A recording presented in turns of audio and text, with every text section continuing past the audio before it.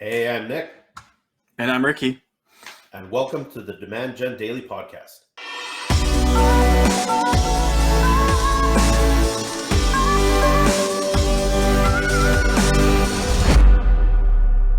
All right, first podcast of the new year. We took a little bit of a hiatus, a little bit longer than we had anticipated. It's been a busy January, and we're going to get into it with the hot button issue of AI, specifically what to do to keep your skill set current in the wake of AI. And I'm going to open here by saying AI is not taking anybody's job right now. Like everyone that's freaking out, look at the possibilities, and that is a very good statement. It is look at the possibilities. Is it there yet? No, it's there in some ways. Like it can do some really cool stuff. Don't get me wrong. It can write some contracts. It can do coding. Like It's a great starting point. though, it's a great starting point. And I do think ChatGPT, when they do version 4, like I think and the paid version as well, I do think that like we need to reassess at that point, like where it's at, especially if it moves as quickly as determined by like Moore's law, which past data suggests that but like right now, as of January 2023, it's not going to take your job right now. Can it make your job easier? Yes. And actually, that's what we're here to talk about is what are the skill sets that you need to start building right now? Because when there's a disruptive technology that can potentially replace people, and not all people, just some, or make people more efficient or have more output, the best thing to do is embrace it and learn it and master it so that it works for you and not against you. Yeah, I think the first obvious one is take some time and actually go and try and use some of the tools, right? Use some of the AI tools, try to understand them and how they work so that you can actually get a footing in terms of what does this mean for you? Absolutely. So, look, if you want to know where to start, understanding how to write prompts so that the AI can then work for you, that's actually the starting point. And I'll tell you right now, there's 1,000,001 course creators out there that are trying to charge $100, $200, $50, $20, whatever it is. There's a bunch of people out there trying to charge to teach you the prompts when, you can probably find a lot of them on YouTube and or just Googling around. However, if you want to save a bunch of time, buying like a $20 course actually may not be bad from like time saving perspective. But I would say that I've seen YouTube videos of somebody create with 3 different AIs, create like a website. Like now, how good is that website? If it's your very first business, or you're one person, it's good enough for now.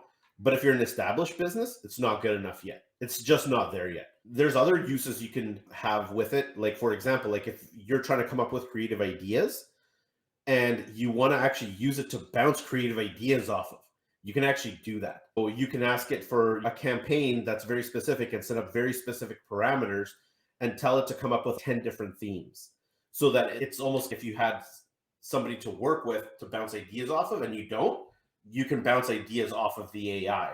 Or copywriting. It can copyright actually pretty well. Again, very driven by the prompts that you write and ask it to do.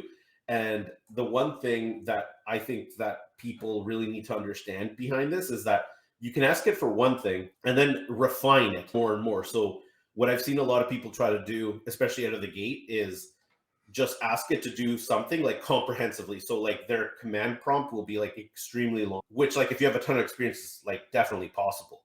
But if you're newer at it, you got to ask it to do one thing and then say, okay, take that, but amend it like this or make these changes or also take into consideration these other things and slowly but surely refine it down to the thing that you're looking for.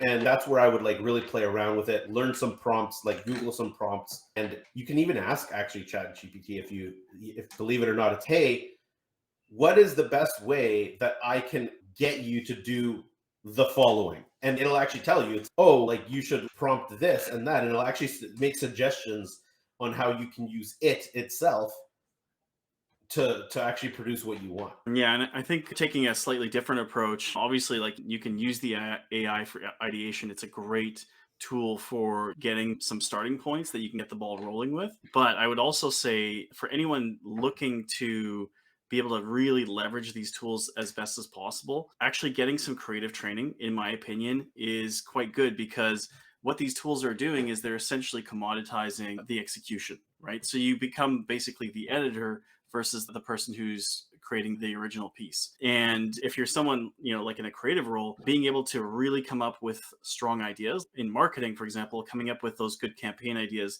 things that are really going to resonate like with the brand that you're working on. Those are things that the chatbot's not going to be able to do quite yet. Yeah, and we'll see where it goes on that, but you can use it to bounce those ideas off of it. And like the more complex things, like Ricky mentioned, like the idea generation, that's where it's going to need help. So look at it like a very much like tactical confidant, right? If you know the direction that you're trying to go in, if you're asking for the details, it's very good at the details. And this is actually kind of like quite reminiscent of chess back in the day, when it's like, because chess is a finite game, and eventually started beating like the best people in the world.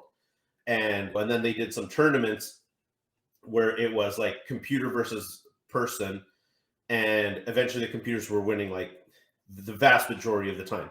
But then they matched a computer with somebody that was like a grandmaster at chess, and like the combination of having that grandmaster basically identify the overall strategy, but then getting the machine, the computer, to do the tactical follow-up based on the strategy would actually beat the computer all the time. So like I at this moment in time, I would actually look at that, at any kind of AI, like that situation. You're guiding the strategy, it is executing the tactics, but it depends on the tactics at this point, because Yeah. I don't think it's quite there even on the tactical side. But will it in the next 3 months, 6 months, a year? Yeah, like I personally believe it's going to start executing tactics better than humans can, as long as it follows Moore's law again very quickly. So the thing that we have to do in order to retain our value in the job market, or even as an agency, is learn how to use this and have those strategic ideas, because that's the last thing that the AI will be able to figure on that side. Exactly. The creative thought, yeah. And I think if you look forward like 2, 3, 4 years, like where's this going? Obviously, it's developing very rapidly, but those elements are still going to be relevant. So even when it gets to the point where it does start to replace certain jobs, certain roles, I think the roles that you're going to see that are going to be continuing to be in the workforce are the ones that are able to guide it, able to think strategically, able to put together like a very robust plan that makes more sense than what you could do with the AI itself. So those are the things that you really need to be working on, not just today, but in the next few years as these things start to get smarter and smarter.